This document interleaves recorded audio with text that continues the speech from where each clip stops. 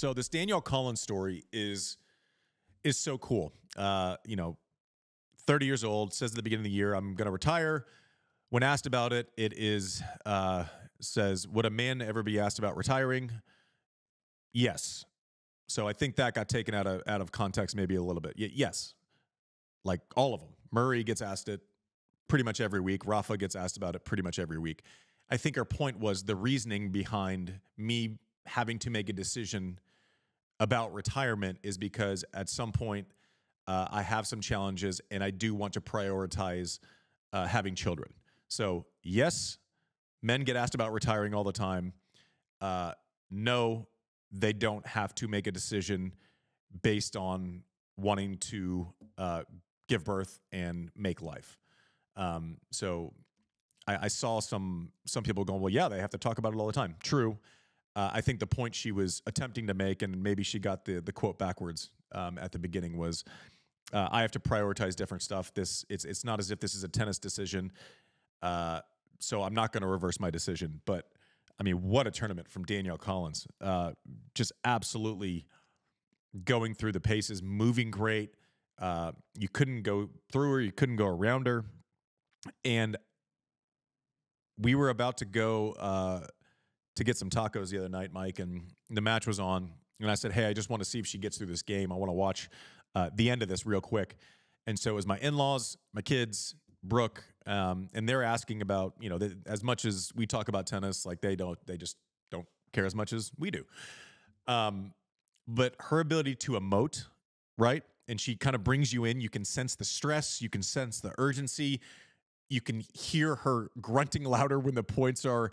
You could feel how much it meant to her to try to get across the finish line in Miami. She knew that this was her shot.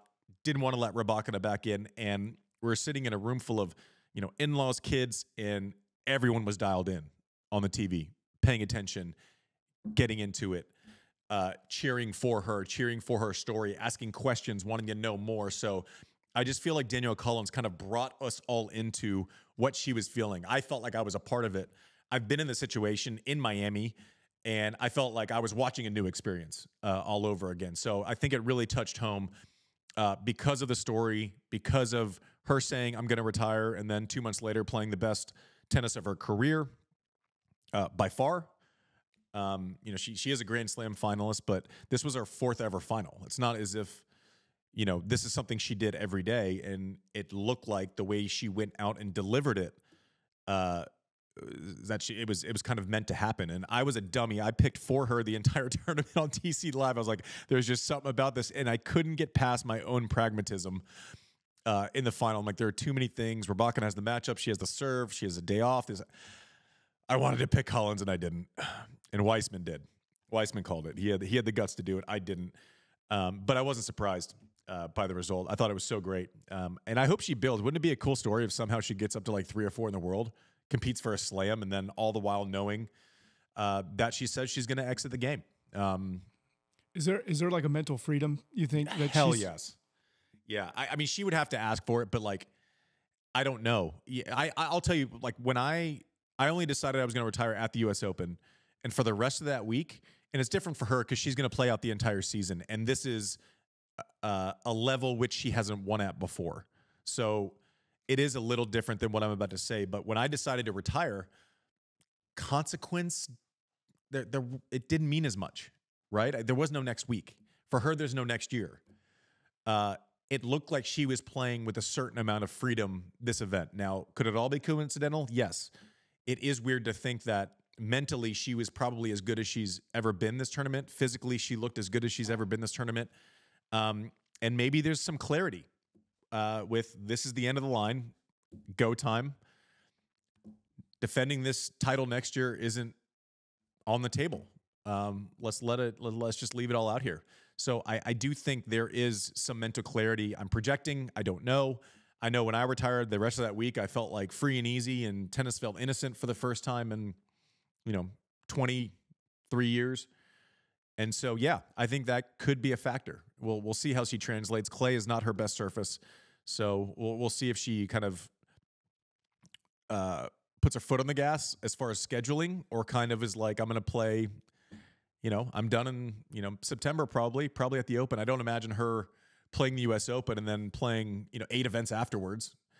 Be curious to see what she does here. But listen, let's not let the future of things get in the way of enjoying the present, especially for Danielle Collins. Hell of a run. Unbelievable. And props to Rybakina, too. I mean, she was defending Indian Wells, had to pull out, didn't play tennis for 8 days, and then got into some absolute battles early in this tournament. Against Taylor Townsend, she went the distance, was just getting through matches, and I don't think she ever felt physically right. I think she was behind the 8 ball with fitness, and got to a final and had to look at the basket, put some points back on the board. That was her. To put in context, like this Danielle Collins, it was Danielle Collins' 4th final ever. It was Rybakina's 4th final of the year. Gives you a little bit of context, but I thought Rybakina looked amazing. Not looked, but like she showed a champion's mentality with coming in undercooked and still kind of finding a way to battle to the final, and eventually just ran into someone who was more prepared, probably fitter at this point, just because of the sickness that Rybakina had during Indian Wells. But what a tournament. Like Indian Wells, Miami, I just feel like they never disappoint. They're just so much fun. You have space to digest. It doesn't feel rushed. The schedule's great. People are generally happy because there is some space within the events. So hats off to the tournament directors, the tournaments. Everything else is that was great. I just thought it was an unreal way to win.